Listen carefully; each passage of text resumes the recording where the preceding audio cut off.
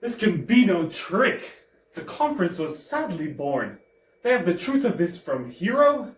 They seem to pity the lady. It seems her affections have their full bent. Love me? Why, it must be requited. I hear how I am censored. They say I will bear myself proudly if I perceive the love come from her.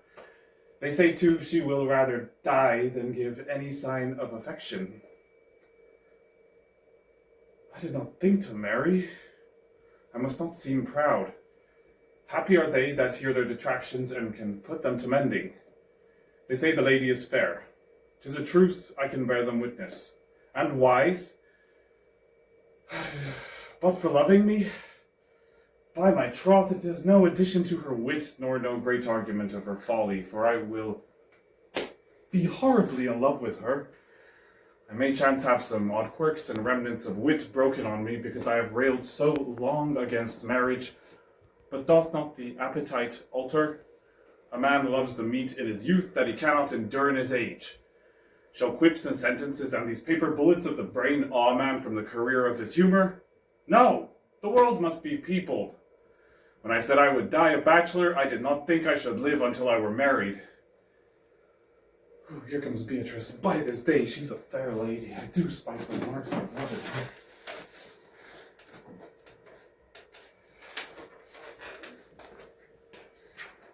Fie, unknit that threatening, unkind brow, and dart not scornful glances from those eyes to wound thy lord, thy king, thy governor.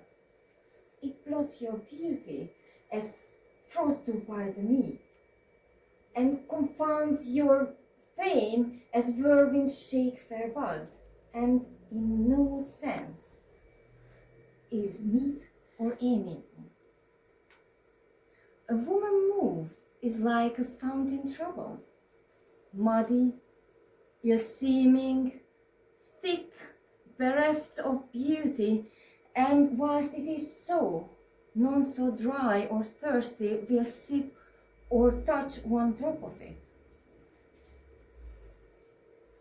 Thy husband is thy lord, thy life, thy keeper, thy head, thy sovereign, and one that cares for thee, and for thy maintenance commits his body to painful labor, both by sea and land, to watch the night in storms, the day in cold, whilst thou liest warm at home, secure and safe, and craves no other tribute at thy hand but love, fair looks, and true obedience.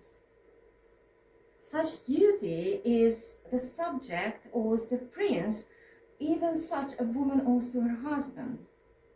And what is she when she is froward, peevish, sullen, sour, and not obedient to his honest will, but a foul contending rebel, a graceless traitor to her loving husband? I am ashamed that women are so simple to offer war where they should kneel for peace, to seek supremacy, rule and sway when they are bound to serve, love and obey. Why are our bodies soft and weak and smooth, unapt to toil and trouble in the world, but that our soft conditions and our hearts should well agree with our internal parts? Come, come, you froward and unable worms. My mind has been as big as one of yours, my heart as great, my reason haply more to bend the word for word and frown for frown. But I see now that our lances are but straws, our strength as weak, our weakness past compare, that seeming to be more which we indeed least are. Then wear your stomachs, for it is no good, and place your hands below your husband's foot. In token of which duty, if you please, my hand is ready, may do him ease. I'm part of myself. You're part of my existence, part of myself. You have been in every line I have ever read since I first came here. The walls common boy was poor hurt, you wanted them then. You have been in every prospect I have ever seen since. On the river, on the side of the chips, on the marshes, in the clouds, and in the streets. You have been the embodiment of every graceful fancy that my mind has ever become acquainted with. The stones of the strongest London buildings I met are not more real or more impossible to be displaced by your hands than impressions and influence have been to me, there and everywhere, and will be. Estella, to the last hour of my life, you cannot choose but remain part of my character, part of the little good in me, part of the evil. But in this separation, I associate you only with the good, and I will faithfully hold you to that always, for you must have done me far more good than harm. Let me feel no what sharp distress on me. Ah, God bless you. God forgive you.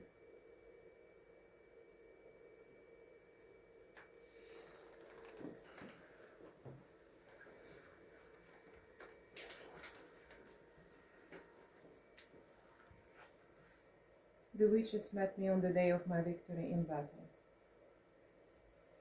And I have since learned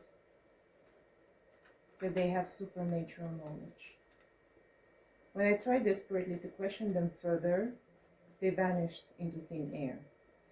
While I stood spellbound, messengers from the king arrived and greeted me as the saint of candor, which is precisely how the weird sisters has saluted me before calling me future king.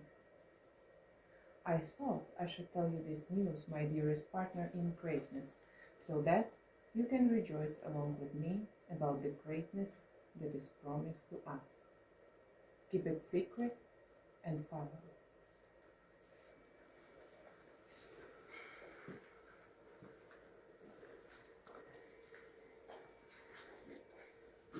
You are Thane of Glamis and Calder, and you will be a king, just as you were promised. But I'm worried about your nature. You are too full of the milk of human kindness to strike aggressively at your first opportunity. You want to be powerful, and you don't lack ambition, but you don't have the mean streak these things call for.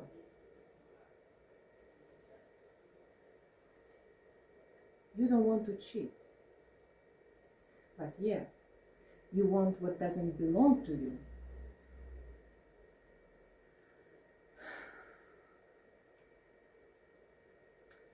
The things you want to do, you want to do them holily.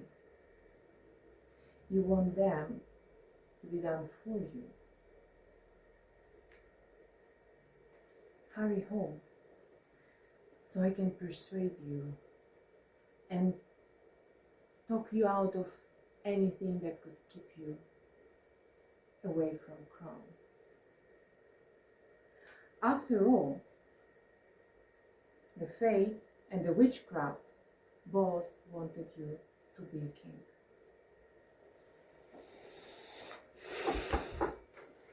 Enter. What news do you bring? The king is coming here tonight. Are you crazy to say that?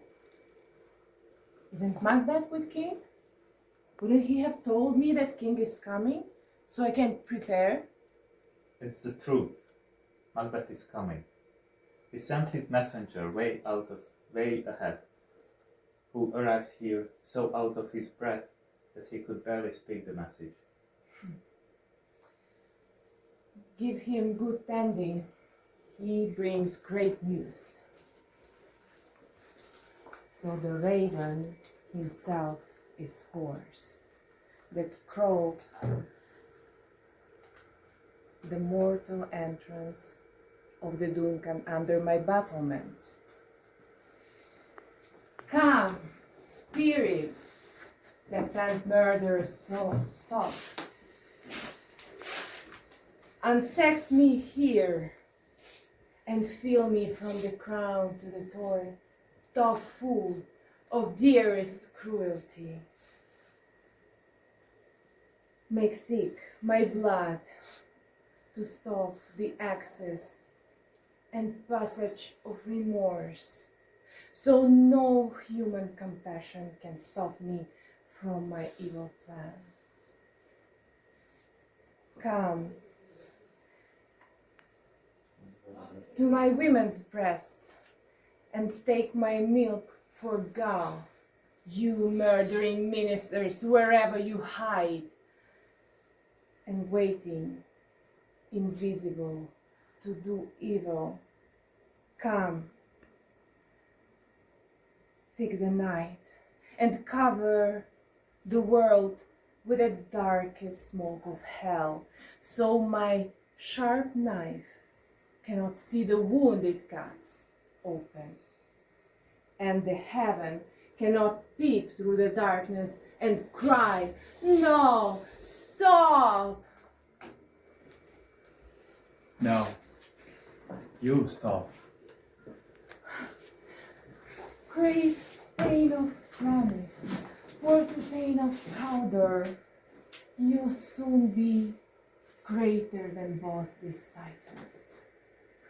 Your letter has transformed me from present moment, when who knows what can happen, and made me feel like the future is already here.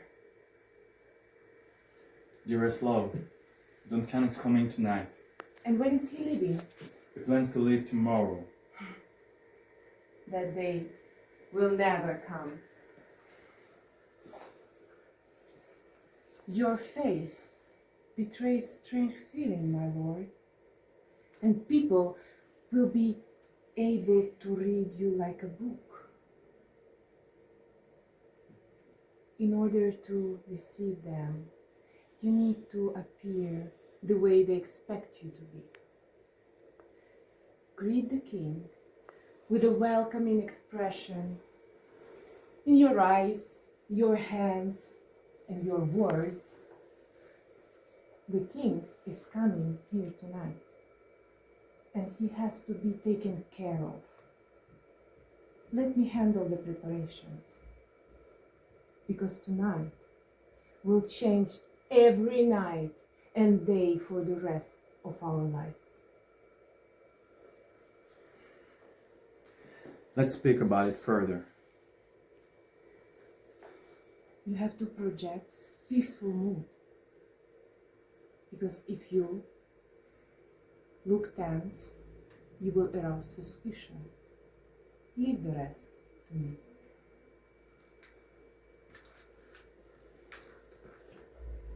Senor Antonio, many a time and oft in the Rialto, you have rated me about my monies and my usances. Still have I borne it with a patient shrug, for sufferance is the badge of all our tribe.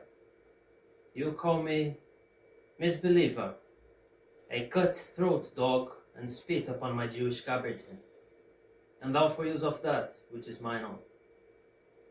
Well, then it now appears that you need my help. You. Well, go to them. You come to me and you say, Shylock, we would have monies. You say so. You, that did void your helm upon my beard, and foot me as we spurn a stranger cur over your threshold. Money is your suit. What should I say to you? Should I not say, hath a dog money? Is it possible that a cur can lend you 3,000 ducats? Or shall I bend low, and in a bold man's key with bated voice, and whispering humbleness say this, fair sir, you spat on me on Wednesday last. You spurned me such a day. Another time, you called me dog, and for these courtesies, I will lend you thus much monies.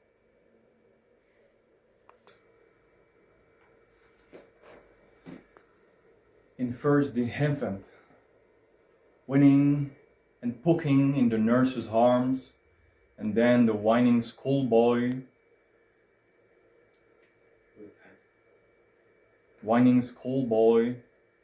with his satchel.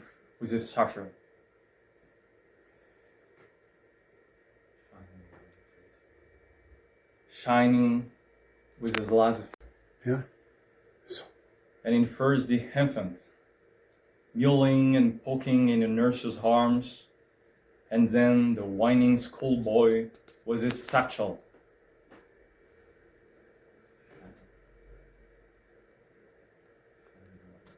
Shining morning face, walking like a snail, unwillingly to school.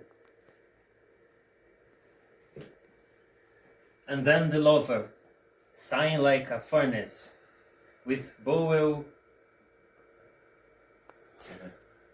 Okay.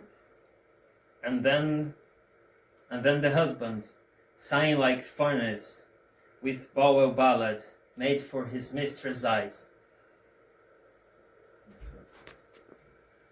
And then the soldier, full of strange oaths, bearded alike apart, jealous in honor, sudden and quick in quarrel, seeking the bubble reputation even at the cannon's mouth. And then the justice, in a fair round valley, with a good cap and lint, with eyes severe and a beard of formal cut, full of wise souls and modern instances. And so he plays his part. The sixth age into the lead and slippered pantaloon, with nose and patch on side, his useful hose well saved. The word too wide for his shrunk trunk. For his shrunk and his big manly voice, turning again toward childish tremor, piping, whistling in his sound, last scene of all that ends this strange eventful history is second childishness and mere oblivion, sans teeth, sans eyes, sans face, sans everything. Okay. And then the husband, sighing like furnace, with bowel ballad, made for his mistress' eyes. And then the soldier, full of strange oaths, bearded alike apart, jealous in honor, sudden and quick in quarrel, seeking the bubble reputation even at the cannon's mouth. And then the justice, in a fair round valley, with a good cap and lint, with eyes severe and a beard of formal cut, full of wise souls and modern instances. And so he plays his part. The sixth age into the lead and slippered pantaloon, with nose and patch on side, his useful hose well saved. The word too wide for his shrunk trunk. For his shrunk and his big manly voice, turning again toward childish tremor, piping, whistling in his sound, last scene of all that ends this strange eventful history is second childishness and mere oblivion, sans teeth, sans eyes, sans face, sans everything.